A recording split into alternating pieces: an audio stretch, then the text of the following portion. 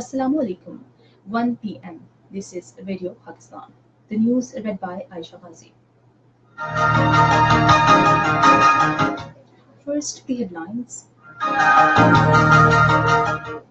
Pakistan has opposed any undue restrictions on access to dual-use items and technologies for peaceful and legitimate purposes.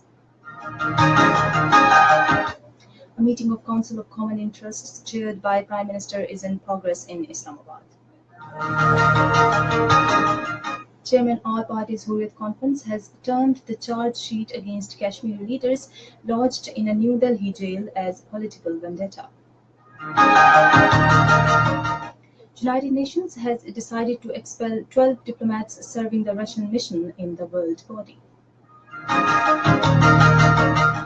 And now the news in detail.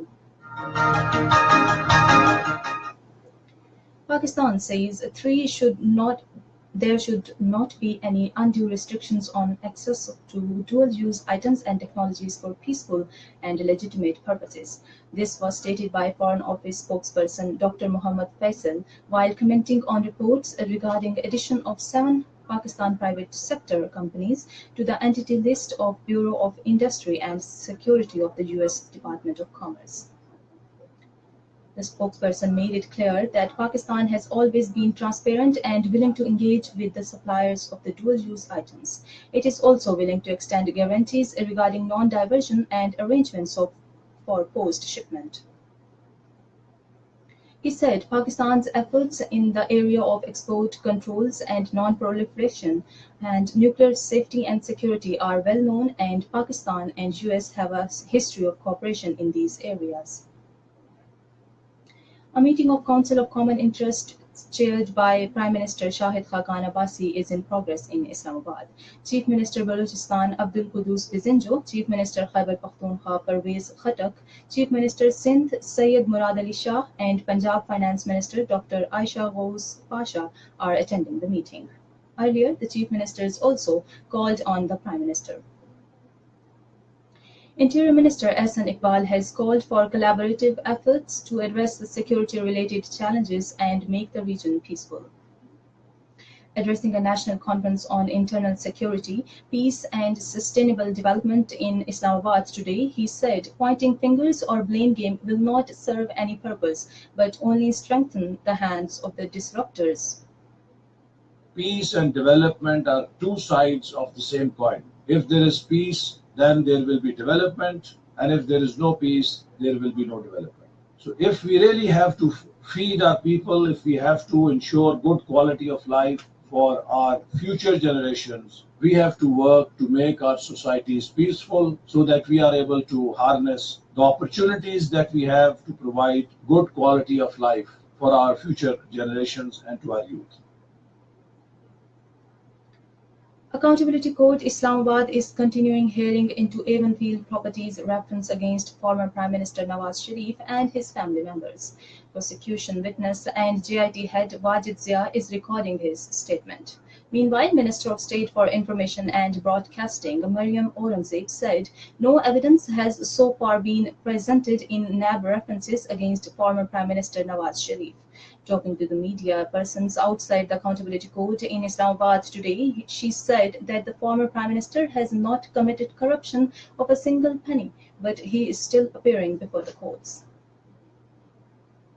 A huge cache of arms and ammunition has been seized from an Afghan refugee camp in Muslim Bagh area of district Qila Saifullah. According to details, FC personnel raided a compound in Mughalzai area and recovered a light machine gun, 5 AK-47 rifles, grenades, and other explosive materials. 3 suspects have been arrested. In occupied Kashmir, Chairman All Parties Hurriyat Conference Syed Ali Gilani has termed the charge sheet filed by the Indian National Investigation Agency against Kashmiri leaders lodged at Tihar Jail in New Delhi as false and irrational.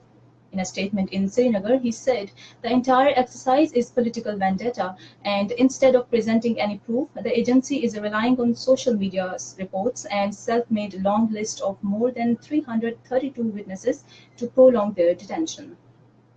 Sayyid Ali Gilani appealed to the international community to take cognizance of arbitrary measures adopted by New Delhi and come to the rescue of these detainees to save them from the political vendetta.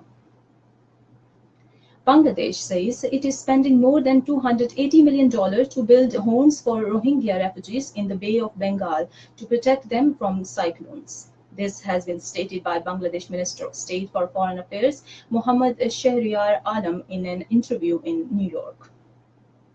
United Nations has decided to expel 12 diplomats serving the Russian mission in the world body. Deputy UN spokesman Farhan Haq told reporters at the daily press briefing that the UN informed the Secretariat of its decision to take action under Section 13B of the UN-US Headquarters Agreement. United Nations has called upon Israel to immediately and completely cease all settlement activities in the occupied Palestinian territory, including East Jerusalem. In a briefing to the Security Council, the UN Special Coordinator for the Middle East peace process warned that settlement expansion is eroding the prospect of a two-state solution to the long-standing Middle East conflict.